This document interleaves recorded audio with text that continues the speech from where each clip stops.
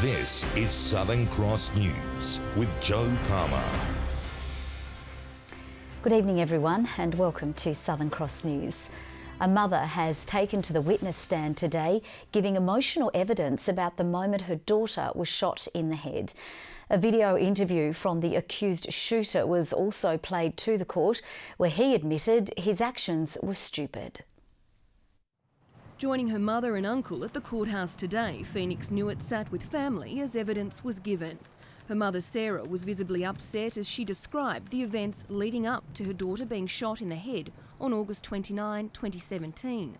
The court heard the evening of violent events started with an altercation out the front of Woolworths in which Sarah was involved in a physical fight with Nathan Campbell's girlfriend Brianna Mansell. Residents of Moriarty Street also gave evidence, telling the court prior to the moment the gun was fired, 5 to 10 minutes of verbal abuse between the Newitts and Nathan Campbell took place. After the shot was fired, Sarah's brother said he thought his niece was dead and that in that moment it was about her and her survival. Phoenix was taken to the Launcuston General Hospital and then flown to Melbourne, where she spent 7 weeks recovering from bullet fragments injuring the right side of her brain. This afternoon, the court was shown a video of the police interview with the accused the day after the incident. He said he only knew about the details of the Woolworths fight from what his girlfriend had said, and that next thing he knew, a carload of people arrived at the bottom of his court. He said they were threatening his family, so he went inside, grabbed a gun, aimed it at the wheel of the car and fired it. During the interview, the accused also admitted that there was a massive risk involved with shooting at the car in the dark and that his actions were stupid. When asked how he felt knowing he had injured an 11-year-old girl, he replied, "Horrible." The trial continues tomorrow. Jessie Gilmour, Southern Cross News. Tasmania Police is continuing its investigation into the armed robbery which took place in the quiet town of Sheffield about 5:30 yesterday morning. CCTV clearly shows the offender wielding a pistol as he enters the store before driving off with money and cigarettes. Louise Hedger has our story. Police are still hunting for the man responsible for holding up the family-owned store in Sheffield in the early hours of yesterday morning. Dressed in dark clothing and wearing a balaclava and gloves, the offender entered the local store brandishing a silver pistol, demanding cash and cigarettes. The shopkeeper complied with his demands and handed them over before he fled in a maroon Ford Telstar, driving in the same direction he came from. No one was injured, but the brazenness of this incident is clearly disturbing, and the police are keen to track the offender down and lay charges. He's described as 170 to 180 centimetres tall with a slim build. Anyone with information is asked to contact Crime Stoppers.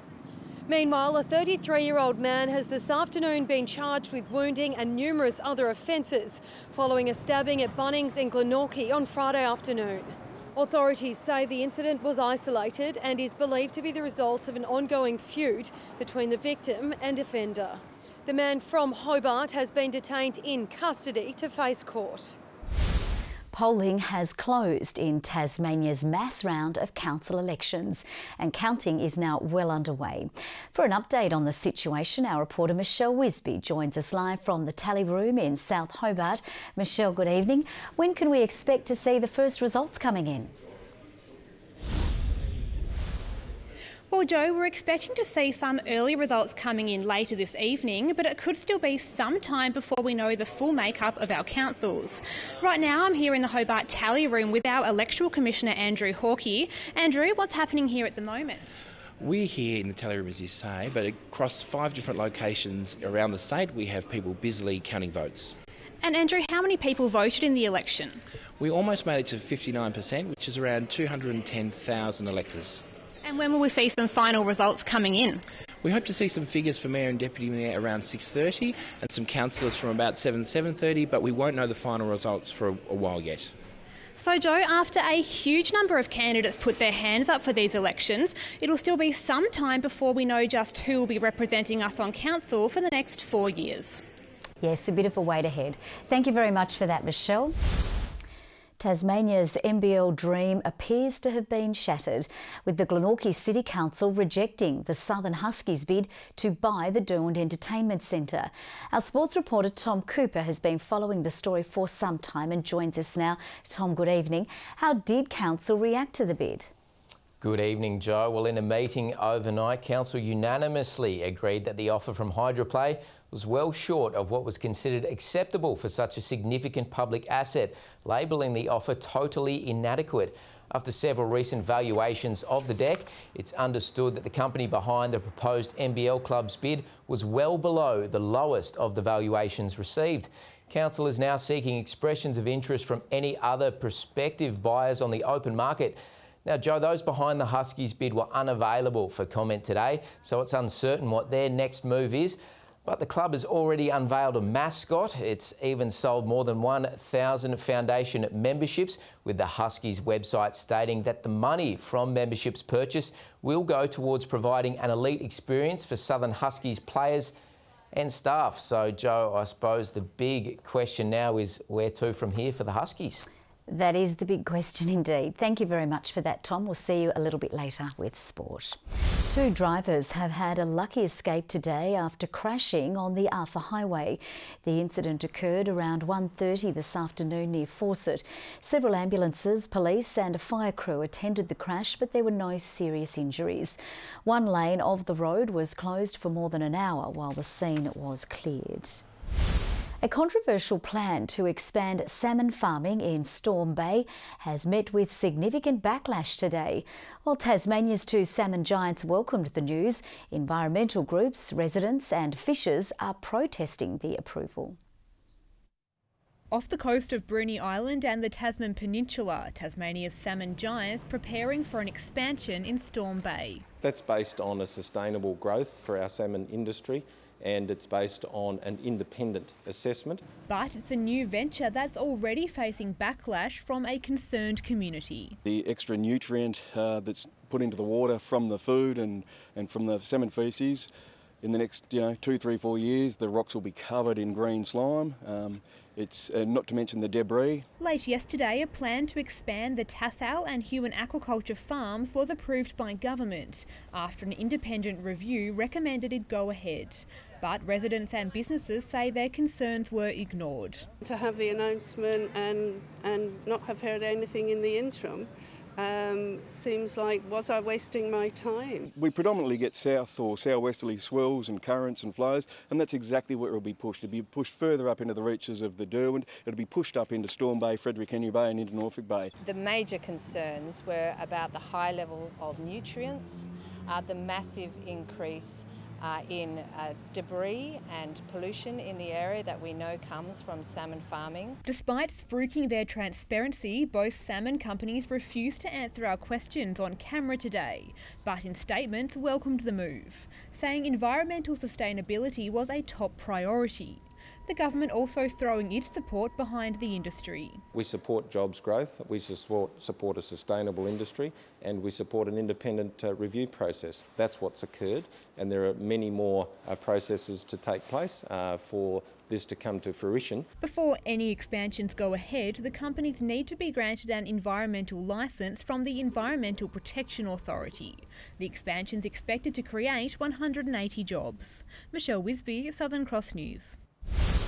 A $300 million wind farm underway at Cattle Hill in the state's Central Highlands is rolling out new technology to prevent eagles flying into the path of spinning turbines. Environmentalists have welcomed the move as new figures show more than 30 endangered birds have been killed by power infrastructure in the last year. Soon dozens of wind towers will rise out of these Central Highland plains 170 metres into the air. But sharing the sky with an endangered species is an environmental balancing act.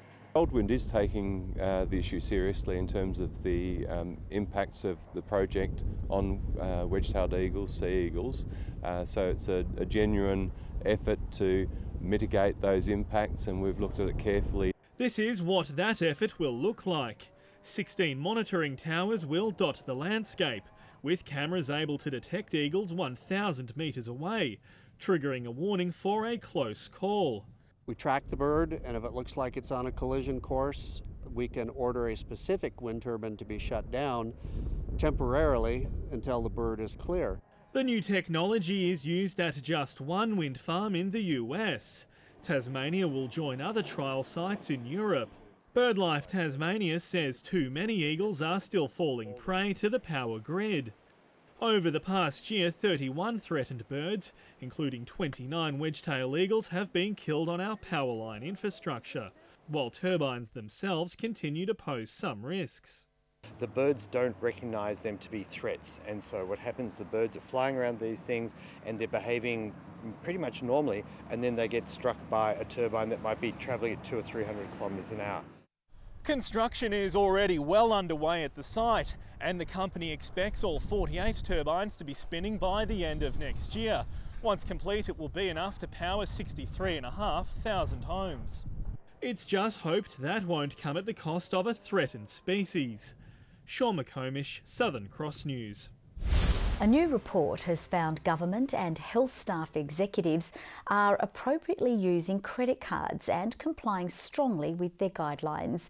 The Auditor-General report released today looked into whether Treasury's guidelines and agency policies were adhered to. We did find a number of situations where some of the supporting documentation couldn't be provided to us during the course of the examination, but that was a very low percentage. It was only about 10 transactions out of the 500 transactions that we looked at. But a report into 2 grant programs from the Department of State Growth found some improvements are needed, including more consistency between application assessments and funding decisions.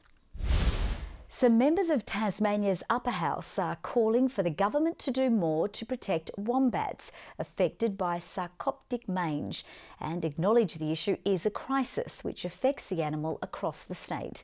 KERRY FINCH today moving a motion for a Tasmania-wide strategy to be implemented in order to control the epidemic. Something needs to be done on a national basis, but we can of course lead the way here in Tasmania. The mange is here, it's severe, and we just don't want our tourism-friendly wombats to be dying in this horrific way. The government says it's working closely with the University of Tasmania to investigate a new treatment option and has previously provided $100,000 to address the issue. Let's take a look at the day's finance now. Thanks to TasPlan, your local super fund. Late gains in healthcare and consumer staples have helped the Australian share market shrug off early declines and lift into positive territory. The ASX 200 index has risen by 76.9 points. A short time ago, the Australian dollar was trading at just under 71 US cents and 79.87 Japanese yen. And with cricket having become as much a spectacle as it is a sporting match in recent years, the pressure is on Hobart's BLUNDSTONE Arena to come through with the goods as the ground prepares for one of the biggest summers it's seen. The ex-old Aussie captain blamed this drop sitter on Spider-Cam in 2015. A year later, the umpire declared this Virat Kohli boundary a dead ball because of it. And I think we might have taken a bit of spider with it. Ben Stokes has bad memories of the technology after copping one to the mouth, but BLUNDSTONE Arena staff say the rare hiccups are worth it for shots like this as they prepare to utilise the technology here. It's the kind of thing you wouldn't have seen probably 10 years ago or even less. We're trying to create, especially with the shorter formats, a bit more of an entertainment package rather than just a cricket. The upcoming ODI International between the Aussies and South Africans kicks off a huge summer in the state, and BLUNDSTONE curators have been working overtime to ensure it's a memorable one. Even for the women's BBL, we'll have trampolines on the hill, so there's always something going on, and obviously it all creates a lot of work for everyone, but it makes it great for the public. Tickets for the ODI match, along with Tasmania's 7 Big Bash games, recently went on sale, and while they haven't exactly been flying out the door, it isn't panic stations just yet, with more than 100,000 expected to turn out over the 8 matches. The Tasmanian crowd typically don't like purchasing tickets too far in advance. They usually like to look at the weather forecast first. They're not used to events selling out, so they feel like there's no hurry. Tasmania's summer of cricket begins on November 11. Good evening. Temperatures jumped up a bit today, but still after a cool night. Hobart 21 degrees, Launceston and Burnie 19 and Devonport 17. 23 the high at Campania and Fingal. St Helens reached 22 and Ouse 21. Friendly Beaches and Grove a high of 20. Lyoweeney a top of 18. Flinders Island and Strawn 17 degrees and King Island and Lowhead 16. A cloud band moved to our west and south as a cold front approached. Some low-level cloud also moved over central areas. The southeast of the mainland mostly clear due to a high WA. More cloud behind a front has moved over WA, and troughs produce the cloud from the Kimberley to central Australia. More cover evident over Queensland as well. Tomorrow, a pair of high-pressure systems over the southeast and east of Tasmania. Surface troughs once again dominate the mainland. The winds west to southwesterly at 10 to 20 knots mainly, becoming variable at 5 to 15 knots late morning, but remaining westerly over the south, swells to 3.5 metres. Into tomorrow we go, in Hobart, a partly cloudy day and a top of 18 degrees, 17 for Geeveston, partly cloudy too for Bothwell, a cool night, 17 the top. Launceston, fine and sunny, 21 the maximum, 18 for Devonport, and an early fog for Cressy, but mostly sunny in the afternoon, 19 the high. Burnie sunny and 18, partly cloudy for Strawn on 17 degrees, King Island 17 as well. And for the east, partly cloudy, St Helens 17, 17 also for Swansea and Orford. UV at a high 7, but very high for Burnie. On Thursday, showers developing across the state, increasing to rain over the north and northwest, maybe a thunderstorm to liven things up. Rain in the north and west on Friday, extending across the state later, with snow to 900 metres in the south, snow to 700 metres in the south early on Saturday. A windy day with another shower for the west, south and Bass Strait. Mostly sunny in Perth and Adelaide tomorrow, a partly cloudy 22 in Melbourne. Fine and mostly sunny in Sydney and Brisbane, partly cloudy further north.